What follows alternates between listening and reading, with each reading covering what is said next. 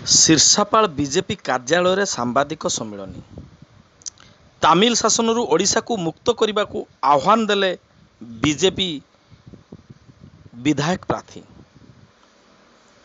ମୟୂରଭଞ୍ଜ ଜିଲ୍ଲା ମୋରଡ଼ା ବ୍ଲକ ଅଧୀନ ଶୀର୍ଷାପାଳ ସ୍ଥିତ ବିଜେପି କାର୍ଯ୍ୟାଳୟରେ ଆଜି ଏକ ସାମ୍ବାଦିକ ସମ୍ମିଳନୀ ଅନୁଷ୍ଠିତ ହୋଇଯାଇଛି।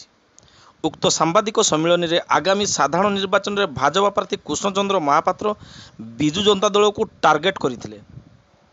ବର୍ତ୍ତମାନ ସମସ୍ତ ବିଜୁ ଜନତା ଦଳ ନେତାମାନେ ଏକ ତାମିଲ ସୂତ୍ରରେ ବନ୍ଧା ହୋଇଛନ୍ତି ଏବଂ ମୟୂରଭଞ୍ଜ ତଥା ମୋରଡ଼ା ବ୍ଲକ ପାଇଁ ଦୀର୍ଘ 25 ବର୍ଷ ଭିତରେ ବିଜେଡି ସରକାର କୌଣସି ଉନ୍ନତିମୂଳକ କାର୍ଯ୍ୟ କରିନାହାନ୍ତି। ସେହିପରି ଜିଲ୍ଲାରେ ଥିବା କିଛି ଶିଳ୍ପ ପ୍ରତିଷ୍ଠାନ ବନ୍ଦ ହୋଇଯାଇଥିବା ବେଳେ ଜିଲ୍ଲା ତଥା ମୋରଡ଼ାରେ କୌଣସି ନୂତନ ଶିଳ୍ପ କାରଖାନା ପ୍ରତିଷ୍ଠା ହୋଇନାହିଁ। ଫଳରେ ମୋରଡ଼ା ଶିକ୍ଷିତ ଯୁବକ ଯୁବତୀ ବେକାର ହୋଇ ବାହାର ରାଜ୍ୟକୁ ଦାଦନ ଖଟିବାକୁ ଯାଉଛନ୍ତି। ତେଣୁ ଉକ୍ତ ସବୁ ମୁଦ୍ଦାକୁ ନେଇ ଶ୍ରୀ ମହାପାତ୍ର ନିର୍ବାଚନ ବୈତରଣୀ ପାରି ହେବାର ଜଣାପଡ଼ିଛି। ସେହିପରି ଗତ ନିର୍ବାଚନରେ ଶ୍ରୀ ମହାପାତ୍ର କହିଥିଲେ ମଧ୍ୟ ବିଗତ 5 ବର୍ଷ ଧରି ସେ ମୋରଡ଼ା ନିର୍ବାଚନ ମଣ୍ଡଳୀରେ ଜନସାଧାରଣଙ୍କ ସହିତ ଅଛନ୍ତି ଏବଂ ଆଗାମୀ ନିର୍ବାଚନରେ ଲୋକ ତାକୁ ସମର୍ଥନ କରି ବିଧାନସଭାକୁ ପଠାଇବେ ବୋଲି ଶ୍ରୀ ମହାପାତ୍ର ପ୍ରକାଶ କରିଥିଲେ। ତାମିଲ କବ୍ଜାରେ ସାରା ଓଡ଼ିଶା।